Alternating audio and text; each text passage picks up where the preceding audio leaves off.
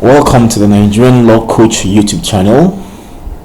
Once again, coming to you on Academic Excellence Series.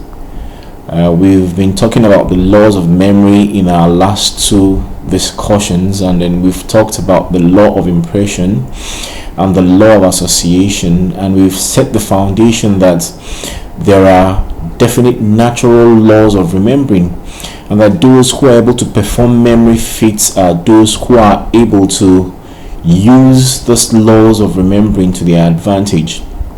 Today we'll just round off this discussion with the law of repetition. And basically, when you think about the law of repetition, it almost seems to speak for itself that the ability to remember things actually increases with the number of times you present that memory, that material to your brain, that the number of times you repeat that particular piece of information makes it easier for it to stick. A lot of research has been carried out into this area as well.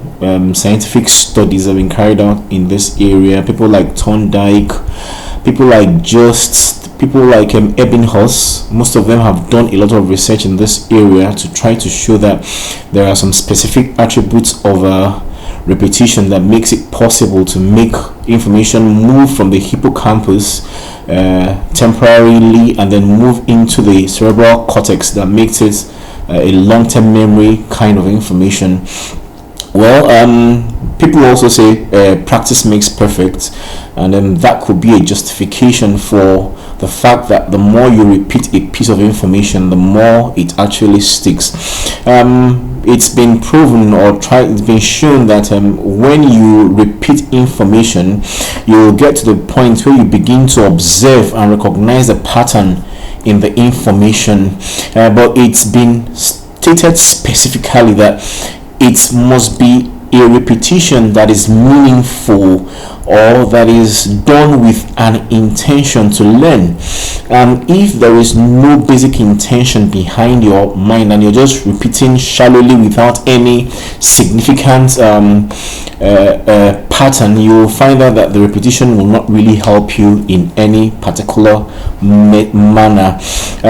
For example, people who do repetition, some of the times they are trying to find out the meaning of what they are repeating, so it's not just a meaningless shallow repetition.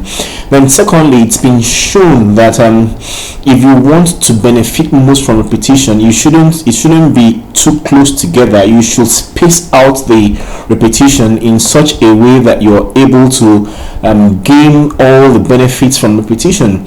Now, some of the times practically I found out that sometimes you study something once and then you go to bed, and then sometimes even during the process of trying to sleep, you're going over the material in your mind, and sometimes in that process that you begin to understand, okay, this is actually the way the information holds together. So it helps you to understand patterns. Sometimes it leads to understanding as well, that in the process of repeating information, you now begin to understand the information, and it also makes information familiar to you. Now, when I really began to understand the essence of repetition, there was a time I was actually taking some drugs that had an effect on the memory, and I met a doctor and they said, well, yes, there's nothing you can do about this issue now that you cannot remember a lot of things, but that when we were medical students, that we used to do what we call overreading.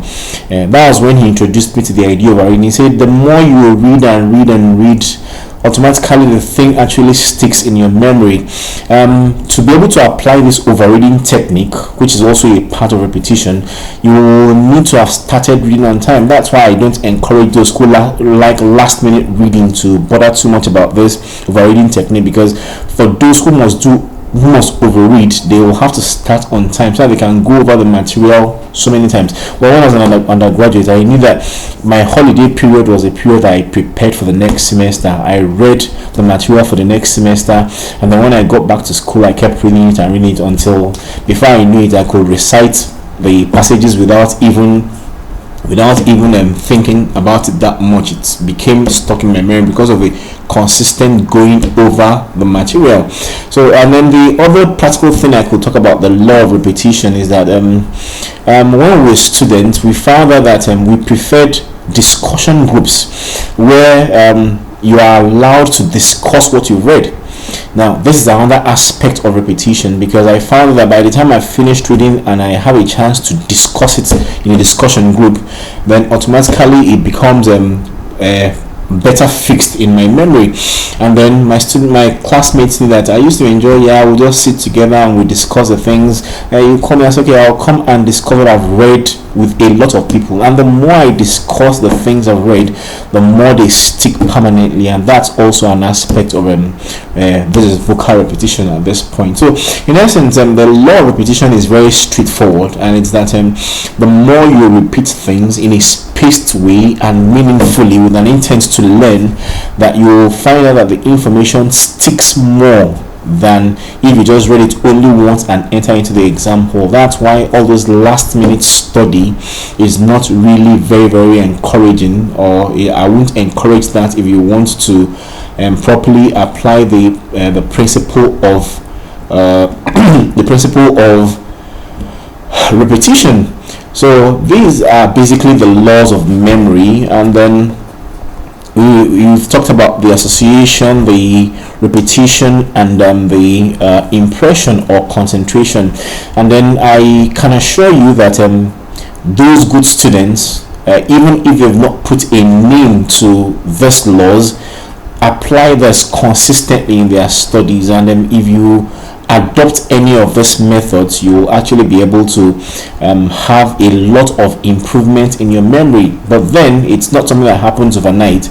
It's something that you train your mind and your brain, rather you train your brain over a period of time to be able to assimilate, to be able to read and understand. And to that effect, in later discussions we'll talk about reading techniques and reading strategies, and we hope that you'll be able to apply them and have success in your studies in the university and elsewhere. This is the end of this clip, and then we'll ask you to still subscribe to the Niger Law Coach YouTube channel, and then watch out for more videos on so many other topics.